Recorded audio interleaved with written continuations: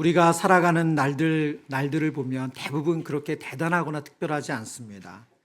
그렇게 눈에 띄는 기적이 일어나는 것도 아니고요. 하루하루 반복되는 일상입니다. 때로는 의미 없이 그냥 흘러가는 시간처럼 느껴집니다. 그런데 하나님께서는 놀랍게도 그런 평범한 일상 속에서 조용히 그러나 분명하게 일하십니다. 오늘 본문도 바로 그런 하루로부터 시작을 하죠. 모세는 그날도 양떼를 몰고 광야를 걷고 있었습니다. 그는 이미 과거를 내려놓은 사람처럼 살고 있었죠. 인생의 후반부를 조용히 마무리하려고 사는 그런 삶입니다. 하지만 하나님은 그 광야 한복판에서 그 누구도 주목하지 않는 평범해 보이는 그 가시떨기나무, 그 떨기나무 가운데 모세를 부르세요. 그 부르심을 통해서 한 민족의 운명과 하나님의 구속 역사가 움직이기 시작합니다.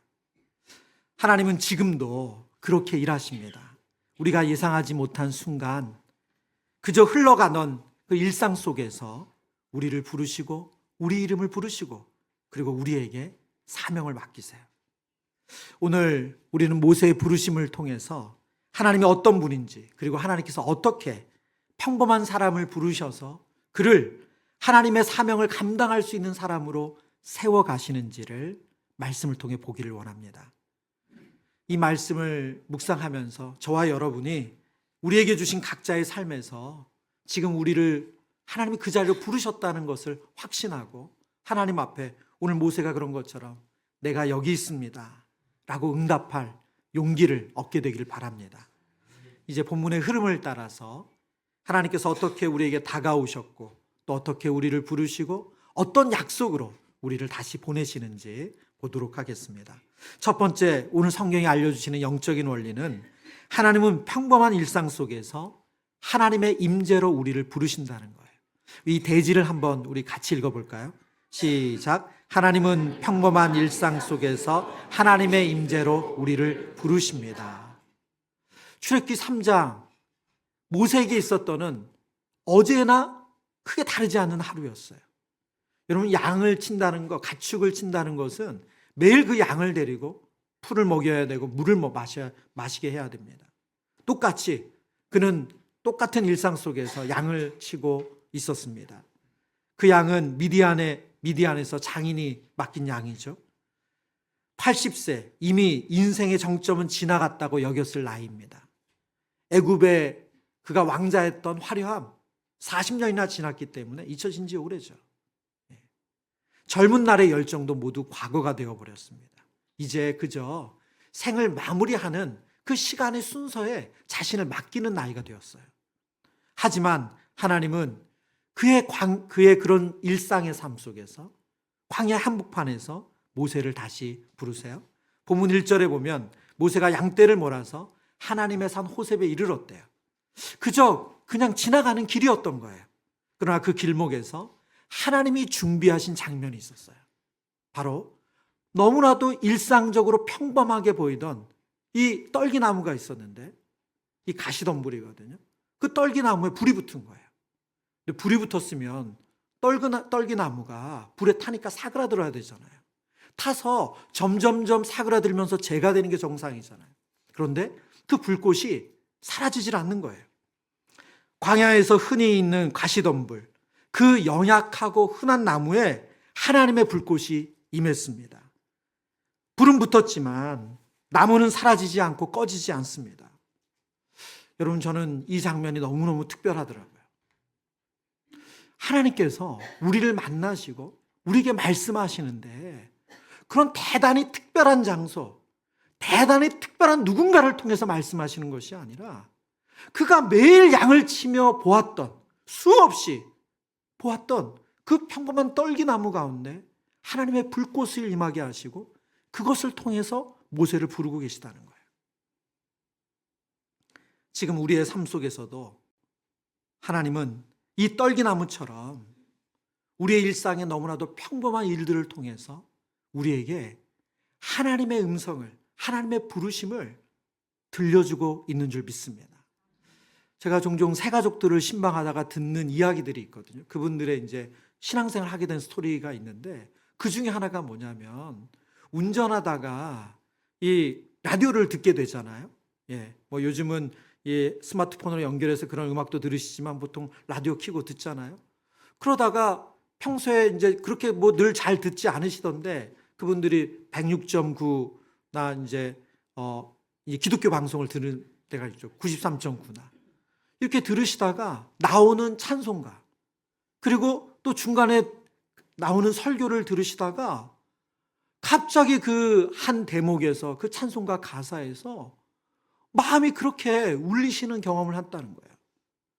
그러다가 갑자기 눈물이 쏟아져서 차를 곁길에 세우고 한참을 울었다고. 그리고 나서 교회에 대해서 생각이 마음이 열리셔가지고 교회를 검색해서 교회를 찾았고 예배를 드리시게 됐다고. 그래서 등록까지 하게 됐다는 그런 말씀을 듣습니다. 여러분, 우리에게 일상 일어나는 일 아니에요? 운전하면서 음악 듣는 일, 운전하다가 어떤 또 기독교 방송을 들으시면 설교를 듣는 일, 그냥 흔하게 일어나는 일 아닙니까? 근데 하나님께서 그 떨기나무에 불이 붙은 것처럼 그것을 통해서 그분을 부르고 계셨던 거죠. 그것은 여러분의 삶에도 동일하다고 생각합니다. 여러분 매일 아침에 일어나서 어떻게 보면 루틴처럼 우리가 매일 성경 큐티를 할 때가 있어요. 근데 그냥 오늘도 빨리 마치고 출근 준비해서 가야지. 오늘도 이거 빨리 마치고 또 우리 가족들 식사할 준비해야지. 그렇게 읽으시는 그 묵상의 한 줄, 그 말씀의 한 줄이 어떤 날은 하나님이 그 말씀에 불꽃이 임하게 하셔서 저와 여러분의 마음을 뜨겁게 하시고 부르신다는 거예요. 그때 어떻게 해야 될까요? 그때는 우리가 멈춰야 합니다. 그 순간은 아무리 평범해 보여도 그 안에 하나님의 불꽃이 있다면 우리가 다가가야 해요. 오늘 모세가 그랬던 것처럼 모세가 그 떨기나무에 불이 붙으니까 다가가죠. 그때 하나님 부르십니다. 모세야, 모세야. 그 음성은 하나님의 인격적인 부르심이죠.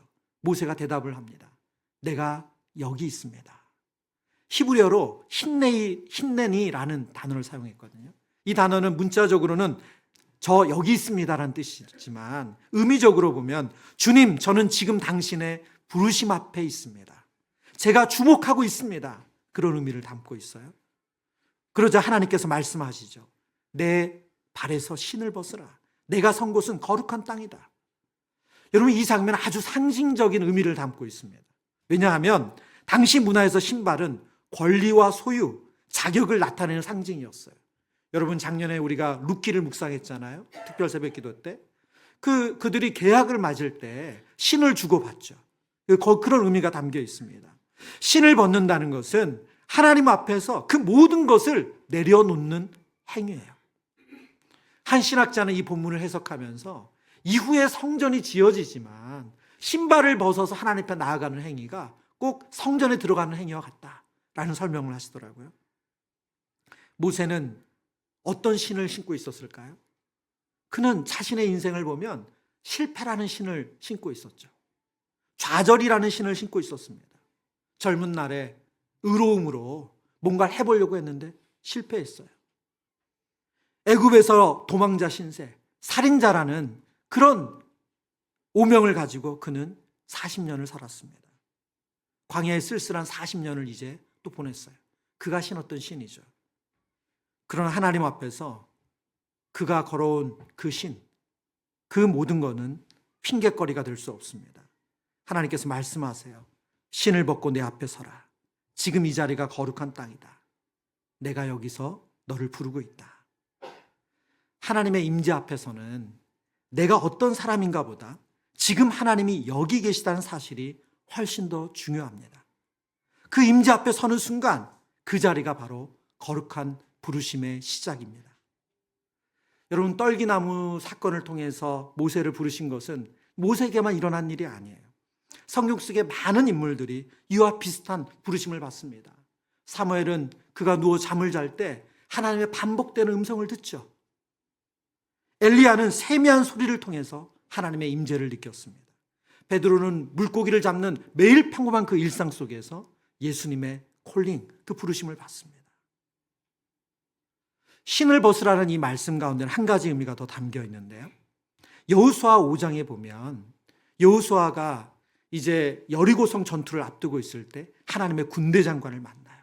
근데 하나님의 군대 장관이 똑같이 오늘 본문과 같이 여호수아 5장 15절에 이렇게 이야기합니다. 여호와의 군대 대장이 여호수아에게 이르되 내 발에서 신을 벗으라. 내가 선 곳은 거룩하니라 하니 여호수아가 그대로 행하니라. 전투를 앞두고 큰 전쟁을 앞두고 있는 여호수아에게 내 발에서 신을 벗으라 말씀하세요.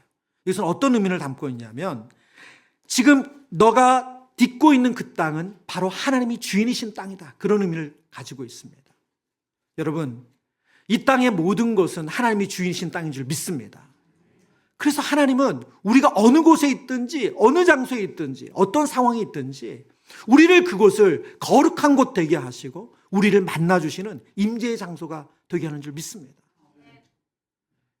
여러분과 제가 매일 반복해서 생활하는 그런 일상 속에서 하나님은 떨기나무에 불꽃을 주셔서 하나님의 임재를 깨닫게 하시고 하나님의 음성을 들려주신다는 거예요. 지금 여러분이 있는 그 자리, 아무 일도 일어나지 않는 것 같은 오늘, 지친 현실, 그 자리에서 하나님의 임재로 그 땅이 거룩한 땅이 될 수 있는 줄 믿습니다. 제가 그런 좀 상상을 해봤어요. 일부 때도 이 말씀을 드렸는데, 여러분 몸이 조금 안 좋으면 요즘은 반차 쓰시더라고요. 뭐 요즘 이렇게 휴가 내시는 게 옛날보다 이렇게 어렵진 않은 것 같아요. 근데 여러분 아침에 큐티하다가 하나님의 불꽃이 임했어. 반차 한번 써보세요. 내가 오늘 그대로 출근할 수 없다. 이 뜨거운 마음을 가지고. 여러분 왜 우리에게 그런 일이 안 일어납니까? 왜 그런 일이 안 일어나요? 하나님 내게 말씀하고 계시고 하나님 내게 나를 부르고 계신데 왜 우리는 주님 제가 여기 있습니다. 그러고 멈추지 못하죠? 아무리 중요한 일이 있더라도 하나님이 우리를 부르시면 멈출 수 있어야죠. 여러분에게 그 하나님이 여러분의 삶 속에 불붙은 떨기나무를 보여주실 때 멈출 수 있는 그런 믿음의 눈이 열리기를 축복합니다. 두 번째, 오늘 성경 우리에게 이렇게 말씀하세요. 사명을 감당하기 위해 가장 먼저 필요한 것은 하나님이 누구신지를 아는 것이래요. 하나님께서 모세를 단지 불러내신 것이 아니라 그에게 사명을 주셨죠. 애굽에서부터 이스라엘 백성을 건져내라고, 민족을 구원하라는 사명을 주셨습니다. 그러나 모세는 그 부르심 앞에 어떻게 반응합니까? 내가 누구이기에 바로에게 가며 이스라엘 자손을 인도하리이까. 이게 모세의 반응이에요. 여러분, 우리가 모세의 지나온 삶 80년을 우리가 성경을 통해서 읽었기 때문에 이해가 되지 않아요? 인간적으로 보면 그가 시도를 안 해본 게 아니잖아요. 분명 해봤잖아요. 그리고 폭망했죠. 실패했어요. 보기 좋게 망했어요. 그리고 시간은 벌써 40년이라는 시간이 흘렀습니다. 뒤에 가면 모세가 하나님의 이 부르심에 버팅기면서 그가 하는 변명 중에 하나가 뭐냐면 저는 말을 잘 못합니다. 그런 말을 해요. 왜 그런 줄 아세요? 40년 동안 애국말을 쓰지 않았어요. 여러분이 아무리 외국어를 배웠다 하더라도 그 말을 40년 동안 안 썼으면 물론 머릿속에 단어는 있지만 그게 잘 구성이 안 되는 것처럼 모세가 그런 상황인 거예요. 그 모든 것을 고려할 때 자신은 하나님이 맡기신 이 사명을 감당할 수 있는 자격이 없다. 그럴 능력이 없다. 지금 그 얘기를 모세가 하는 거죠. 그런데 하나님 모세에게 뭐라고 대답하세요? 전혀 다른 방향의 이야기를 하세요.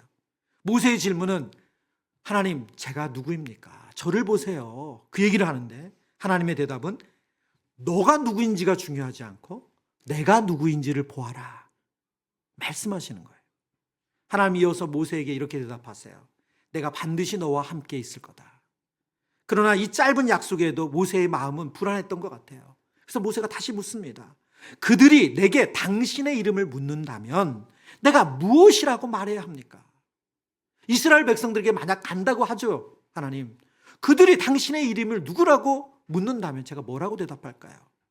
이 질문은 단순히 하나님의 이름 알려달라는 얘기가 아니라 하나님이 어떤 분이신지, 어떤 능력과 어떤 성품을 가지신 분인지 저에게 확신시켜 주세요. 지금 그 얘기를 하는 거예요. 이 질문에 하나님께서 아주 단호하고 신비롭게 자신을 계시하세요. 많은 성경학자들이 이 출애굽기 3장에 하나님이 자기를 계시하시는 장면을 유일무이한 장면으로 해석을 해요. 성경에서 하나님 자신이 말씀하시는 장면이 여러 장면이 있지만 자신 스스로 자신의 정체성을 자기를 계시하는 장면이 아주 독보적이고 유일무이하다는 거예요. 하나님 뭐라고 대답하시죠? 나는 스스로 있는 자니라. 히브리어로는 에흐에 아시에르 에이에 일부러 해봤어요. 여러분, 이 말은 나는 나인 자, 나는 존재하는 자, 나는 앞으로 나일 것이다, 그런 의미를 가지고 있어요. 과거의 나, 현재의 나, 앞으로의 나, 이 모든 것이 합쳐 있는 표현이 바로 나는 스스로 있는 자다라는 말입니다. 하나님은 어떤 도움이 필요 없는 분이시죠. 어떤 외부의 조건이나 시간, 상황에 규정되지도 않고 매이지도 않는 분이세요. 누구도 의존하지 않으시며 그 자체로 충만히 계신 분이세요. 오늘 본문에서 하나님께서 떨기나무에 불을 붙게 하셨어요. 그리고 그 불 가운데서 모세를 만나셨습니다. 성경학자들이 본문을 해석하면서 이 떨기나무의 불꽃을 통해서도 하나님이 자신을 벌써 계시하고 계셨다는 거예요. 여러분, 불이 연소가 되려면 재료가 필요하잖아요. 그렇죠? 근데 떨기나무는 사그라들질 않아요. 그 불꽃은 스스로 있는 거죠. 어떤 재료도 어떤 것도 필요 없이 스스로 타고 있어요. 하나님 그것을 통해서 하나님 자신을 벌써 보여주고 계셨다는 거예요. 하나님 말씀하시는 거죠. 나는 변하지 않는 하나님이다. 나는 너희 환경에 의해 작아지는 하나님이 아니다. 나는 내가 실패했을 때라도 사라지지 않는다. 나는 그 모든 시간을 지켜본 살아있는 하나님이다. 여러분, 사명의 출발은 내가 어떤 자격을 갖췄냐, 내가 뭘 할 수 있느냐 하는 것이 아니라 우리를 부르신 하나님이 어떤 분인지 아는 것에서 출발합니다. 그분이 누구신지 모르면 어떤 사명도 감당할 수가 없습니다. 사명의 무게보다 더 중요한 것은 사명의 주체가 되시는 하나님을 바르게 아는 것입니다.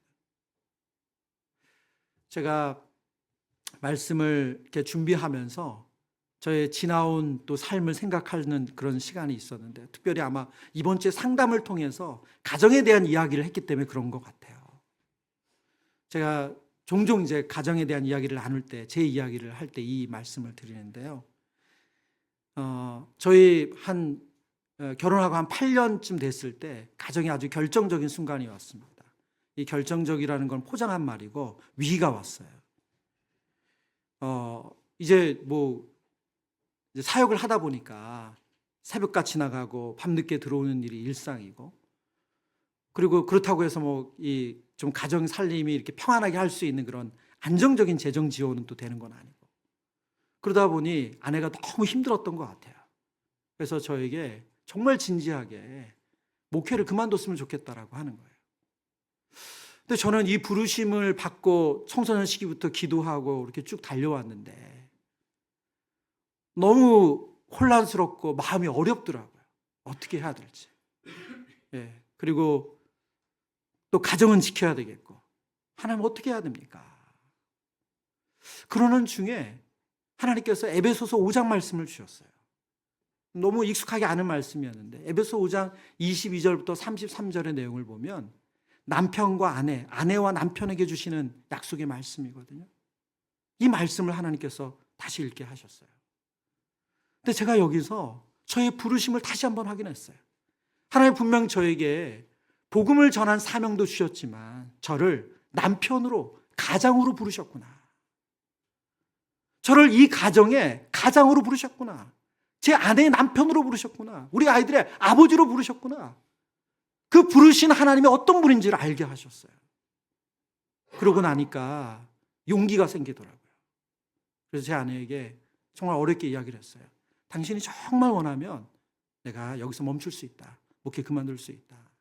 하나님이 나를 가장으로 부르신 줄, 또 남편으로 부르셨다는 것을 말씀을 통해서 확인했다.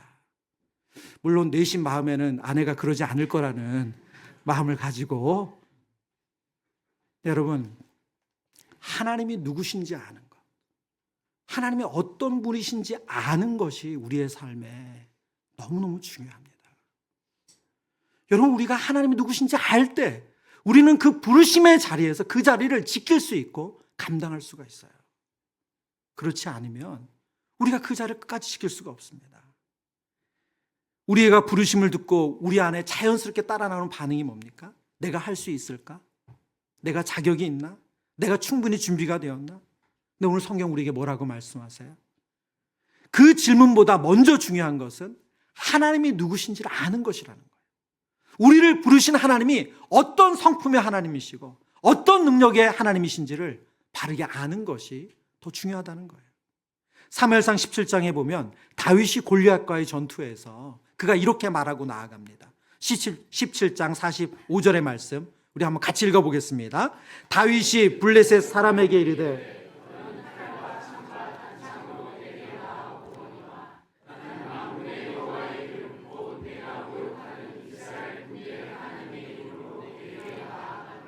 아멘. 여러분, 지금 다윗에게 중요한 게 뭐죠? 그가 얼마나 돌팔매질을 잘했느냐? 그 기술이 아니에요. 그가 뭘 가지고 나아간다고요? 그들이 모욕하는 여호와의 군대 하나님의 이름의 이름으로 나아갔대요. 그는 이 전쟁의 주인 되신 하나님을 알았어요. 그는 하나님의 어떤 능력을 가지고 어떤 성품의 하나님이신지 알았어요. 그렇기 때문에 그와 비교가 되지 않는 능력을 가지고 있고 군사력으로 보면 말도 안 되는 그 골리앗 군대 앞에서 그가 이렇게 나아간 거죠. 바울도 자신의 사역에 대해서 이야기할 때 그의 사도직을 변명할 때 이렇게 말합니다. 내가 누구냐보다 나를 부르신 그리스도의 은혜가 먼저입니다. 그리고 그는 그 사역의 현장마다 하나님께서 그를 부르심에 대한 분명한 확신이 있었어요. 여러분, 여러분의 삶의 자리에서 여러분이 그 자리를 지키고 버틴다는 거 참 쉽지 않습니다. 지난주 스승의 주일을 앞두고 이찬수 목사님을 뵙고 인사드릴 일이 있었거든요. 근데 목사님이 이제 후배들 왔으니까 이런저런 이야기를 하시는데 그런 얘기 하시는 거예요. 버티는 거, 그게 사역자가, 사명자가 해야 될 가장 중요한 덕목이다. 물론 잘해야 되는 거 있고 잘 준비해야 되는 거 있지만 무엇보다 그 자리의 무게를 버텨내는 거, 그게 너무 중요하다. 그런 얘기 하시더라고요. 근데 그 어른의 얘기가 너무 달리 들리더라고요. 이제 뭐 5, 6년 지나면 은퇴하실 나이에 그 목사님께서 얼마나 그 자리에 무게가 있으셨을까. 여러분 어떠세요?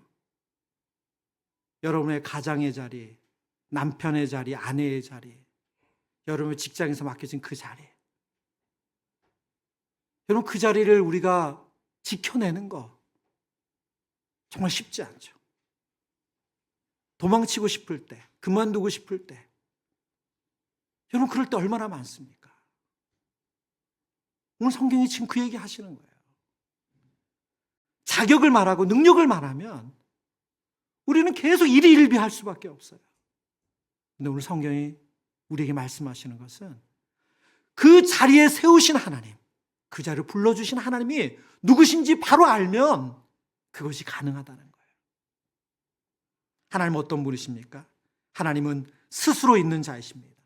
상황에 따라 흔들리는 분이 아니시고 시간의 지배를 받지 않으시고 언제나 동일하시며 당신의 뜻을 이루시는 분이십니다. 그 하나님이 사랑하는 성도님들을 그 가정의 그 위치로, 여러분의 직장에서 그 역할로, 그리고 여러분의 공동체에서 하나님 세우신 그 자리로 불러주신 줄을 믿습니다. 하나님께서 모세를 그렇게 부르셔서 그 백성을 인도하는 지도자로 세우신 것처럼 저와 여러분에게도 통일한 은혜를 베풀어 주실 줄 믿습니다. 세 번째, 오늘 성경 우리에게 이렇게 약속합니다. 하나님은 사명만 주시는 것이 아니라 그 길을 감당할 모든 것을 준비하는 분이십니다.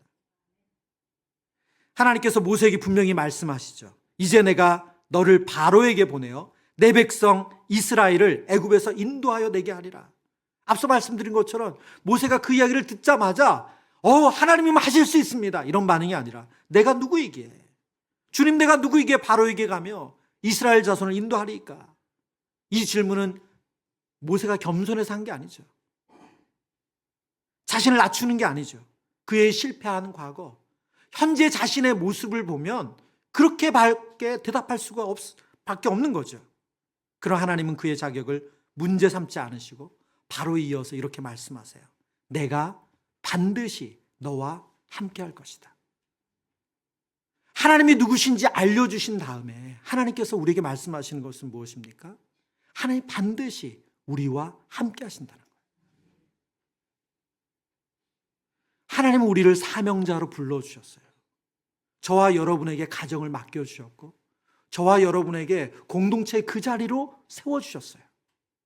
그 하나님께서 우리를 맨몸으로 보내신 것이 아니라 내가 반드시 너와 함께한다. 여러분, 그런데 우리 하나님은 얼마나 친절하시냐면 오늘 이 출애굽기 3장을 여러분 집에 가정에 가서 다시 한번 읽어보세요.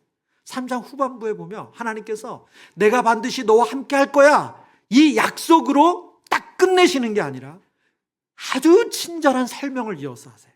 어떤 설명을 하세요? 너가 이제 애굽으로 돌아가잖아. 그럼 이스라엘의 장로들을 만날 거야. 그리고 장로들에게 이렇게 말해. 그럼 그들이 믿어줄 거야. 그리고 우리가 다음 주에 살필 3장을 보면 그 장로들이 믿도록 기적까지도 보여주시죠. 예? 행할 기적도 알려주세요.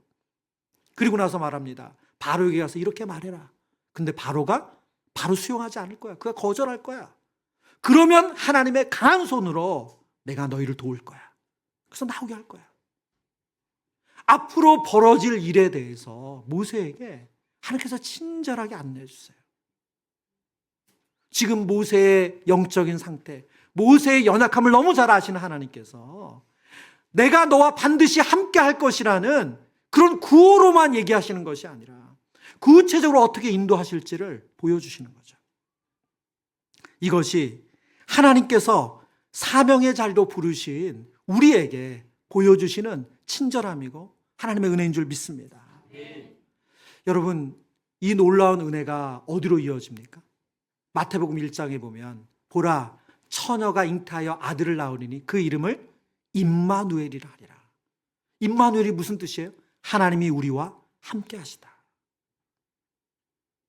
출애굽기에 내가 반드시 너와 함께 할 것이다 말씀하시는 이 하나님의 약속은 예수 그리스도께서 이 땅에서 육신의 몸으로 우리와 함께 하시는 것으로 온전히 성취되셨어요. 그리고 예수님은 우리에게 하늘로 올라가시면서 뭐라고 약속하셨어요? 우리를 위해서 보혜사 성령을 보내주신다. 성령이 너희와 항상 함께하면서 너희를 도울 것이다 말씀하시죠. 마태복음 28장에 예수님 뭐라고 말씀하십니까? 볼지어다 내가 세상 끝날까지 너희와 항상 함께 있으리라. 바울도 함께 하시는 그 하나님의 은혜를 누렸던 사람입니다. 그래서 바울의 사역 가운데 보면 하나님께서 직접 나타나셔서 함께 하심에 대한 약속을 확인시켜 주시는 장면들이 있어요. 예를 들면 이런 장면입니다. 사도행전 18장인데요. 바울이 고린도에서 복음을 전하다가 공경에 빠졌어요. 극심한 박해를 받습니다. 그때 하나님께서 그 밤에 이렇게 말씀하세요. 18장 9절 10절의 말씀입니다. 밤에 주께서 환상 가운데 바울에게 말씀하시되 두려워하지 말며 침묵하지 말고 말하라. 10절 같이 읽습니다.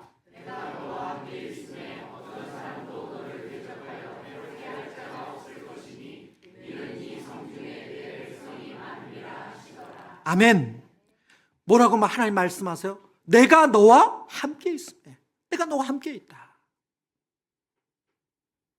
사랑하는 성도님, 우리가 감당해가는 우리에게 맡겨진 삶의 자리, 때로는 그냥저냥 감당할 수 있을 것 같아요. 그러나 예상치 못한 일이 생기고 또 변수가 일어나고 그리고 사람들로부터 이런저런 말들을 듣다 보면 우리가 그 자리 지키는 거, 내가 이거 정말 끝까지 할 수 있나, 그런 수많은 유혹과 위협이 우리 안에 있습니다. 그때 우리가 잊지 않아야 될 아주 중요한 진리가 있어요. 하나님이 그 자리에 우리를 세우셨다면 우리와 늘 함께 하신다는 약속입니다. 내가 너를 부른다. 그러나 나는 너를 혼자 두지 않는다. 나는 너와 함께 있는 하나님이다. 임마누엘의 하나님이다. 이 은혜가 여러분의 삶에 충만하시길 축원합니다. 하나님께서 우리에게 맡기신 사명이 참 다양하죠. 가정 안에서 자녀를 믿음으로 양육하는 것, 직장에서 진실하게 생활하면서 그리스도의 향기를 품어내는 것, 교회 공동체를 섬기면서 눈에 보이지 않는 자리를 지키는 것, 세상 속에서 빛과 소금의 그 사명을 감당해내는 것. 이 사명들 앞에서 우리도 모세처럼 이렇게 얘기할 수 있어요. 하나님, 제가 뭐라고? 제가 누구에게 이 일을 감당할 수 있습니까?